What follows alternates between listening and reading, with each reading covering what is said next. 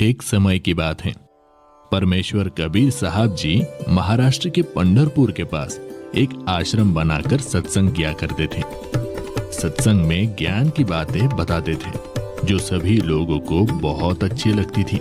श्रद्धालु लोग कबीर साहिब जी के ज्ञान से प्रभावित होकर नाम दीक्षा लेकर भक्ति करने लगते थे। धीरे धीरे उनको भक्ति करने से बहुत से चमत्कार भी होते थे। कबीर साहब जी के सत्संग समागम में लोग बड़ी उमंग से आते थे।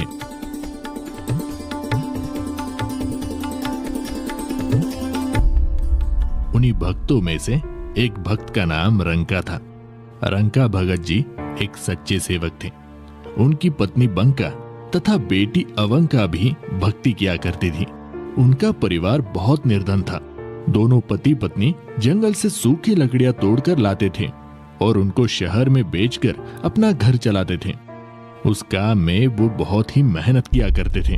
कबीर साहिब जी के साथ में नामदेव नाम के एक भक्त रहते थे तथा वे भी कबीर जी के शिष्य बन गए थे। एक दिन उन्होंने अपने गुरुदेव कबीर जी से प्रार्थना की और बोले, हे गुरुदेव, आपके भगत रंका बहुत निर्धन है। ये जंगल से लकड़ियां तोड़ कर लाते हैं और उसको शहर में ले जाकर बेचते हैं।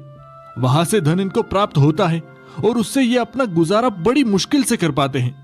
इनका शरीर भी बहुत कमजोर हो गया है। पूरा दिन मेहनत करने में लगे रहते हैं, इसलिए भक्ति करने का समय भी बहुत ही कम मिलता है। इनको कुछ धन प्रदान कीजिए ताकि इनका निर्वाह ठीक से हो सके। कबीर साहिब जी ने कहा, भक्त नामदेव, मैंने इनको धन देने की बहुत बार कोशिश की, परंतु ये लेते ही नहीं। हे गुरुदेव, आप फिर से धन दीजिए, ये अब की बार अवश्य लेंगे। बड़े दुखी है दोनों।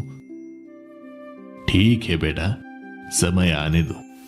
एक दिन रंका और बंका रोजाना की तरह जंगल से लकड़ियां सिर पर लेकर आ रहे थे। जिस रास्ते से वे दोनों आ रहे थे तो कबीर जी अपने शिष्य नामदेव जी को साथ लेकर उसी रास्ते पर आ गए।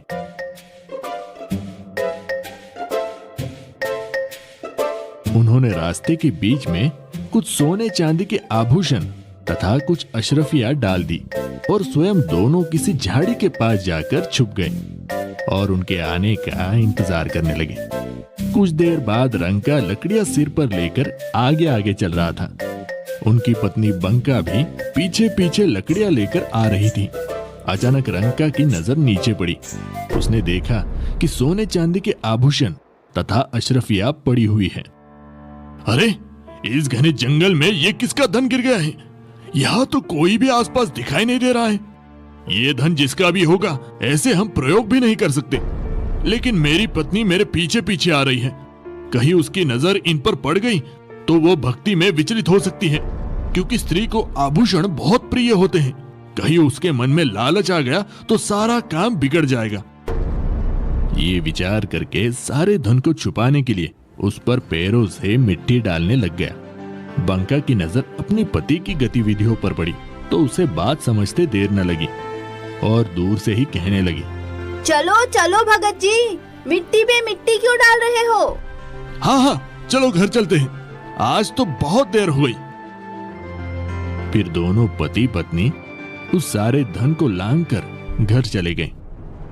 देख लो नामदेव, अब मैं क्या करूं, ये धन लेते ही नहीं। नामदेव जी को भी एहसास हो गया कि उनके लिए ये धन तो मिट्टी के समान है। वास्तव में धन तो राम नाम की भक्ति का धन होता है जो कभी भी नष्ट नहीं होता। ये इतना निर्धन होते हुए भी भगवान के दिए में खुश थे। अपनी कोई इच्छा नहीं रखते, केवल भक्ति को आधार बनाकर अपनी जीवन यापन कर रहे हैं। ये वास्तव में परम भक्त हैं। कबीर साहिब जी कहते हैं, कबीरा सब जग निर्धना, धनवंता न कोय, धनवंता सोई जानियो, राम नाम धन होए।